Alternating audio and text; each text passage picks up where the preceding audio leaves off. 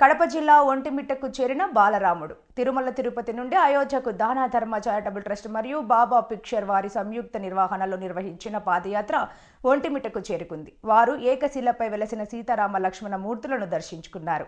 ఆలయం వద్ద ప్రత్యేక పూజలు నిర్వహించారు. ఈ కార్యక్రమంలో వేణుగోపాల్ రాజు, బీజేపీ నేత బాలరాజు, శివరాజు, గోశాల ట్రస్ట్ చైర్మన్ దశరథ రాముడు, రాజంపేట పార్లమెంటరీ బీజేపీ నాయకుడు తోట నాగేష్ మరియు రామ భక్తులు పాల్గొన్నారు.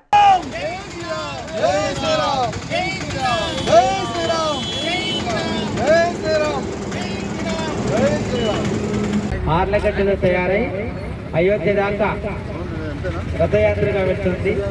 ఈ రథయాత్ర దాదాపు 25 రోజుల పాటుగా ఉంటుంది. బాల్యంలో శ్రీరామచంద్రుడు ఎట్లా ఉండేవాడో తెలియజెప్పడానికి బాల్యరాముని విగ్రహం అయోధ్యలో పెట్టిస్తున్నారు. దానా ధర్మ చారిటబుల్ ట్రస్ట్ వారి ఆధ్వర్యంలో ఈ విగ్రహం పెట్టిస్తున్నారు. ఇక్కడి నుంచి రథయాత్రగా 25 రోజులు ఎందుకు వెళ్తున్నామంటే ధర్మ ప్రచారం చేస్తూ శ్రీరామ భక్తులకు ప్రతి ఒక్కరికి ఆ శ్రీరామచంద్రుని దర్శనం చేసి వాళ్ళు పునీతులు కావాలని ఆశిస్తూ ఈ రథయాత్ర కొనసాగిస్తుంది. జై శ్రీరామ్, జై జై శ్రీరామ్.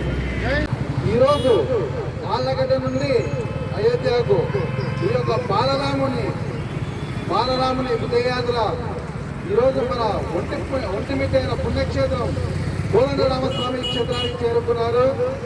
ఓ మహాభక్తులారా, ఈ యొక్క తెలుగు రాష్ట్రాల్లో ప్రతి ఒక్కరూ ఈ స్వామివారిని దర్శించుకొని ఈ యొక్క బాలరాముని విగ్రహము అయోధ్యలో ప్రతిష్ఠ చేయాలని మన దాన ధర్మ ట్రస్ట్ వారు ముందుకొచ్చి ఈ యొక్క తెలుగునాడ ప్రతి ఒక్క ఊరు ధర్మ ప్రచారం చేసుకుంటూ ఈ మన బాలరాముని విజయాత్ర చేస్తున్నారు.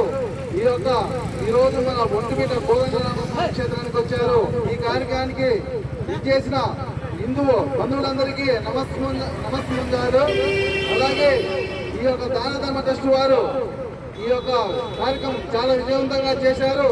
ఈ కార్యక్రమానికి స్థానికులు ఆర్ఎస్ఎస్ వారు, బీజేపీ వారు చాలా విజయవంతం చేశారు.